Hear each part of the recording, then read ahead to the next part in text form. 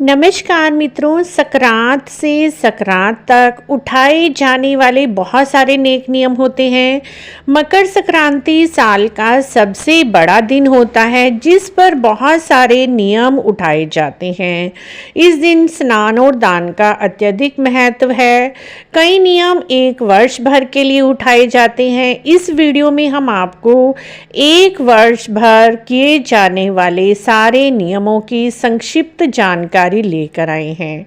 मित्रों, पूरा वीडियो को एंड तक देखिएगा। आपके सभी डाउट्स इस वीडियो में हम दूर करने की पूरी कोशिश करेंगे। संक्रांत वाले दिन यानी 15 जनवरी 2024 को इस बार संक्रांत है, जिसे मकर संक्रांति, संक्रांत, खिचड़ी कई नामों से जाना जाता है। इस दिन सुबह आप जल्दी उठ जाएं और अपने नहाने के जल में थोड़ा सा गंगा जल और कुछ तिल के दाने डालकर नहा लीजिए, हर हर गंगे कहते हुए। उसके बाद सूर्य भगवान को जल दें। स्वच्छ वस्त्र आप पहन लीजिए। इस दिन लाल रंग के वस्त्र धारण करना अत्यंत शुभ होता है। हो सके तो लाल रंग की चुन्नी आप अवश्य ही ओढ़ लें। जो कोई भी नियम आपने उठाना है इस दिन, तो लाल रंग की चुन्नी ओढ़कर हाथ में कुछ अक्षत, फूल या दक्षिणा रखकर आप भगवान जी के सामने अपने घर के मंदिर में बैठकर जो भी आपने नियम उठाना है उसका संकल्प ले लीजिए। तो मित्रों, सबसे पहले हम आपको बता रहे हैं हजारी का नियम, जो कि 1000 वस्तुएं पूरा वर्ष भर दान करनी होती हैं।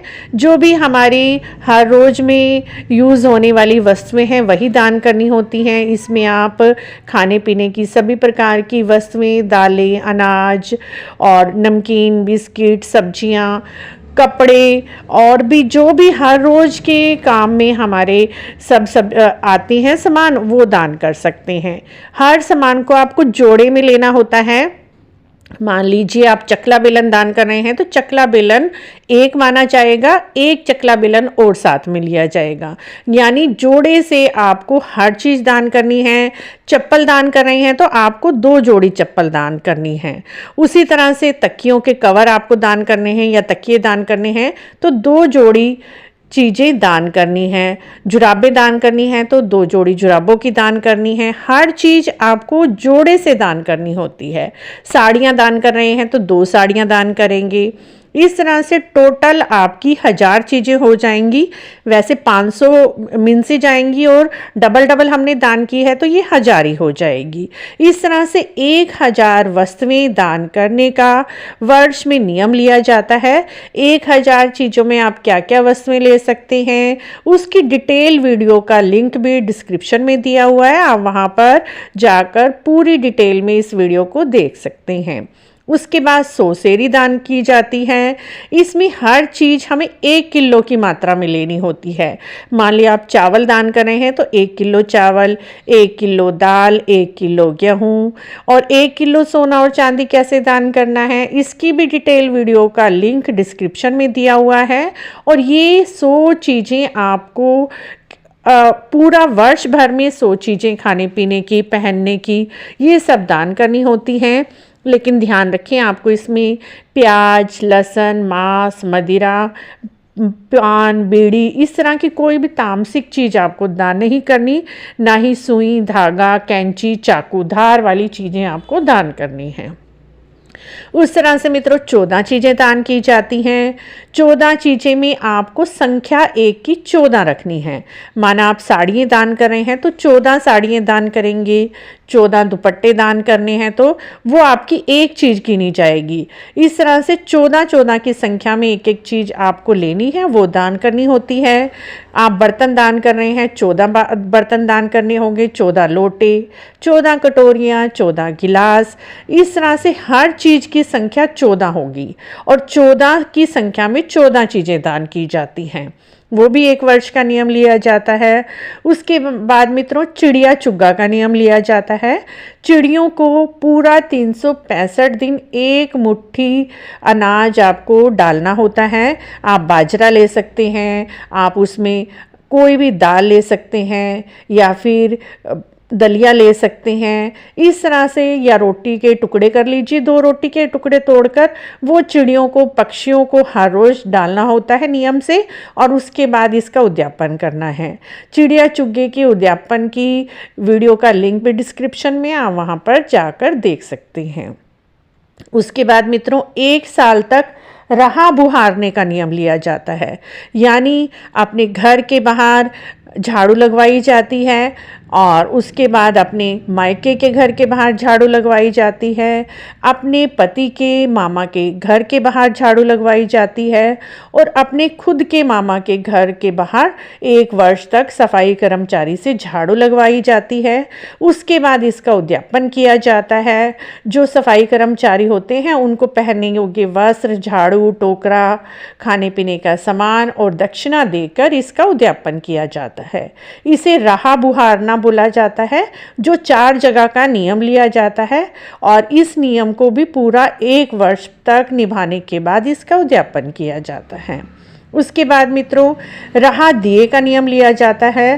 365 दिन अपनी राह के रास्ते के सारे अंधकार को दूर करने के लिए 1 वर्ष भर शाम के समय आपको अपनी राह के लिए दीपक जलाना होता है। अपने घर के बाहर मेन गेट के सामने, या फिर आप छत पर भी लगा सकते हैं। यदि आपके मेन गेट के सामने जगह नहीं है, फ्लैट में रहते हैं, तो आप फ्लैट की छत पर लगाएं, या फिर आप अपनी बालकनी में भी लगा सकते हैं।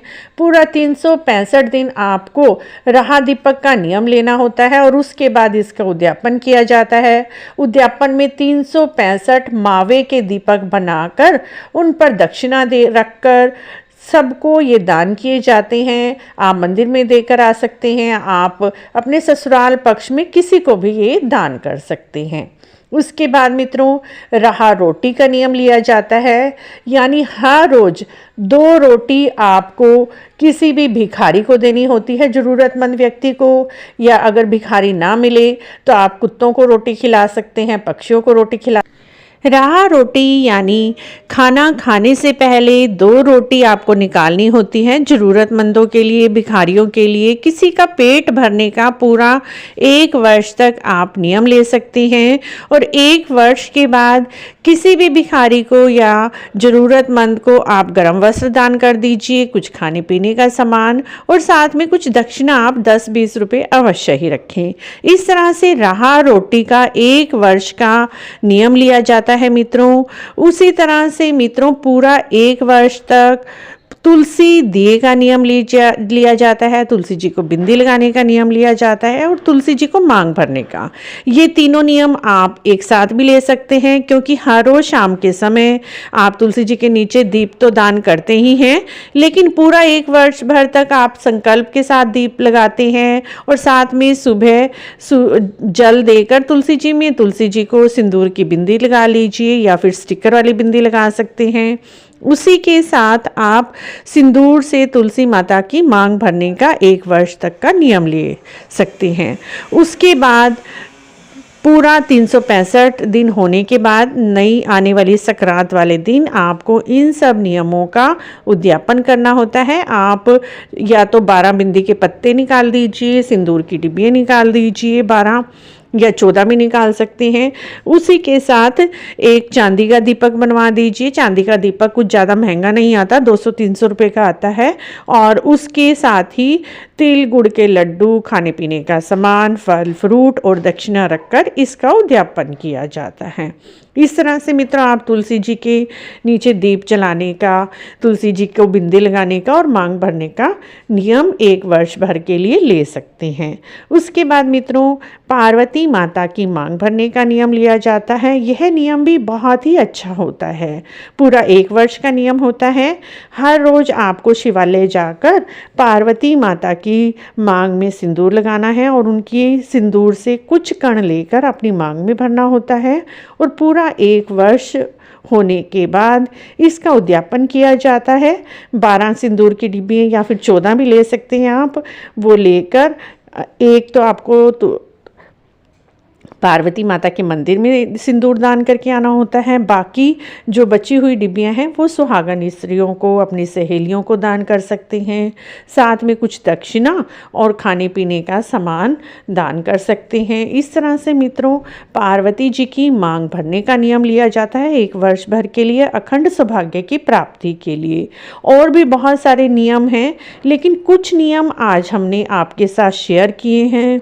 और जो कुछ नियम 1 दिन के होते हैं, कथा कहानियाँ सुनने के नियम होते हैं, कुछ नियम 7 दिन के होते हैं, लेकिन 1 वर्ष भर के लिए जो नियम लिए जाते हैं वो आज हमने आपके साथ शेयर किए हैं।